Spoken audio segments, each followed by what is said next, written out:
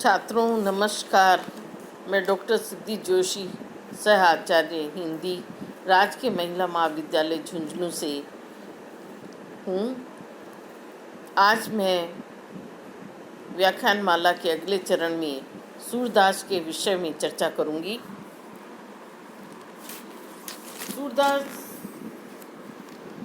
हिंदी साहित्य में कृष्ण भक्ति की अजस्र धारा को प्रवाहित करने वाले भक्त कवि हैं और भक्त कवियों में महात्मा सूरदास का सर्वाधिक महत्वपूर्ण स्थान है।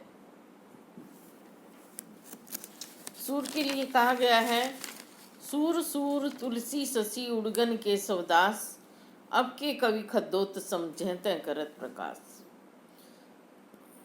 वास्तव में सूरदास जी सूर्य के समान है। हिंदी साहित्य आकाश में सूर्य के समान चमकने वाले नक्षत्र सूरदास जी हैं और तुलसीदास जी तारों के समान हैं, चंद्रमा के समान हैं, केशवदास तारों के समान हैं और अब के आज के कवि हैं वो जुगनुओं के समान हैं जो काव्य में जहाँ तहाँ प्रकाश डालते हैं। इस प्रकार सूरदास का स्थान सर्वोपरि है। सूरदास अपने प्रारंभिक जीवन में आचार्य वल्लभ की शिष्यता स्वीकार करने से पूर्व मथुरा में गौ घाट पर रहते थे और वहां पर विनय के पद गा गाकर अपने प्रभु की प्रार्थना करते थे।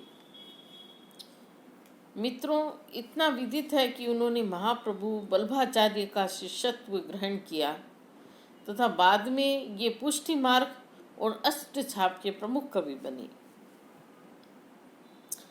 प्रारंभ के जीवन में सूरदास जी ने विनय और दैन्य भाव के पद रचे, परंतु वल्लभाचार्य की प्रेरणा से इन्होंने वात्सल्य, सख्य और माधुर्य भाव के पदों की रचना प्रारंभ की। उनके प्रारंभिक पदों को तुलसीदास की विनय पत्रिका के समकक्ष रखा जा सकता है। भगवान की भक्ति में डूबकर जो पद उन्होंने रचे और गाए वे समूचे भारतीय साहित्य की अमूल्य निधि है। सूर के विनय के पद भावना प्रधान है। उनका सही मूल्यांकन एक भक्त हृदय ही जान सकता है। एक सहृदय ही उनके पदों का वास्तविक मूल्यांकन कर सकता है। इस प्रकार भाव पक्ष की दृष्टि से सूर की रचनाएं भक्ति, वात्सल्य तथा श्रृंगार की तीनों श्रेणियों में विभाजित की जा सकती है।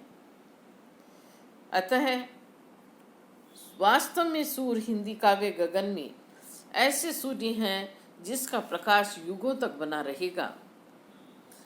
इनके द्वारा रचित ग्रंथों की संख्या लगभग 25 बताई गई है, परंतु इनकी प्रमुख रचनाएं सूर सागर, सूर सारावली और साहित्य लहरी है। इनकी सूर सागर की रचना भागवत पुराण के आधार पर हुई है और साहित्य लहरी दृष्टकूट पदों का संग्रह है। इनके काव्य को देखते हुए आचार्य रामचंद्र शुक्ल ने सूरदास को श्रृंगार की दृष्टि से रस सागर कहा है। यदि श्रृंगार का रस राजत्व कहीं सिद्ध होता है तो सूर सागर में। इस दृष्टि से तुलसीदास भी उनकी समानता नहीं कर सकते। विषय के व्यापकत्व के आधार पर तुलसी को महाकवि भले ही कह दिया जावे, किंतु वात्सल्य और श्रृंगार रसों के तो सूरदास हिंदी में ही नहीं विश्व साहित्य में एक क्षत्र सम्राट हैं। सूरदास का वात्सल्य वर्णन मनोविज्ञान, भक्ति और दर्शन का ऐसा पावन संगम है जिससे स्नान करके पाठक श्रोता विगत कलुष हो जाता है। सैकड़ों वर्षों कही जाने वाली ये पंक्तियां सार्थक प्रतीत होती है। सूरदास के विषय में सूरदास जी के लिए कहा गया है कि तत्व तत्व सूरा कही, तुलसी कही अनूठी, बची खुची कबीरा कही और कही सब झूठी।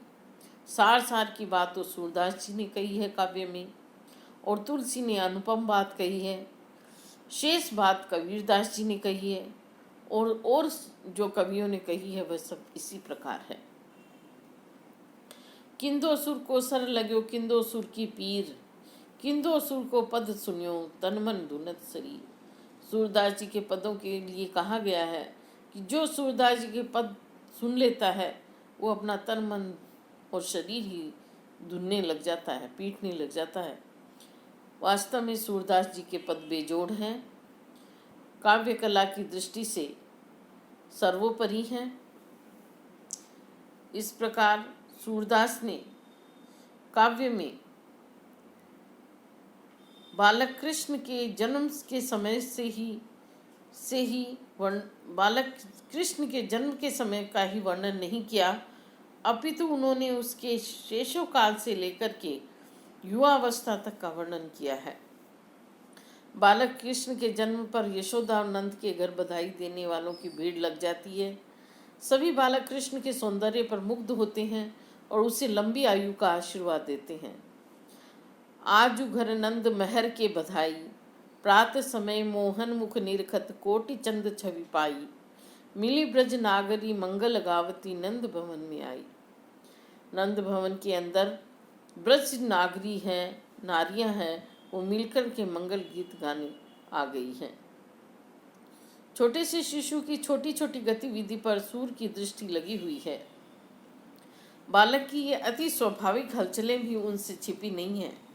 कबहू पलक हरी मूंद लेते हैं, कबहू अधर फरकावे, चरण गहे अंगूठा मुख मेलत, नंद घरणी गावती हल रावती, पलना पर किलकित हरी खेलत, किलकत कान गुठरुअनु आवत, मणिमय कनक नंद के आंगन बिंब पकड़ी वे धावत,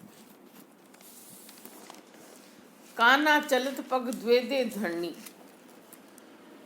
जो मन में अभिलाख करत ही सो देखत नंदरानी, रुनक झुनक नुपुर बाजत पग ये अति है मन हरणी, बैठ जात पुनि उठत तुरत ही सो छवि जात न बढ़नी।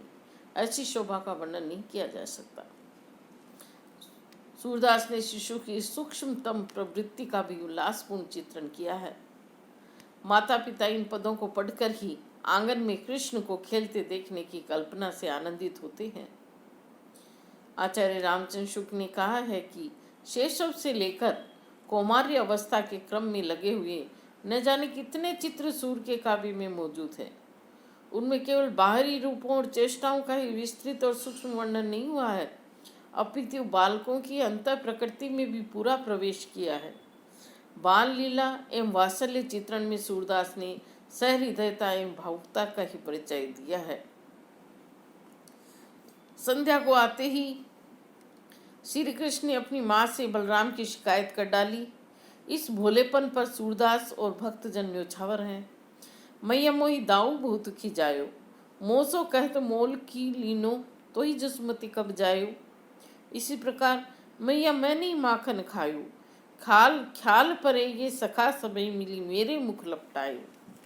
इस प्रकार ये सिद्ध हो जाता है कि सूरदास वात्सल्य रस के सर्वश्रेष्ठ कवि माने जाते हैं।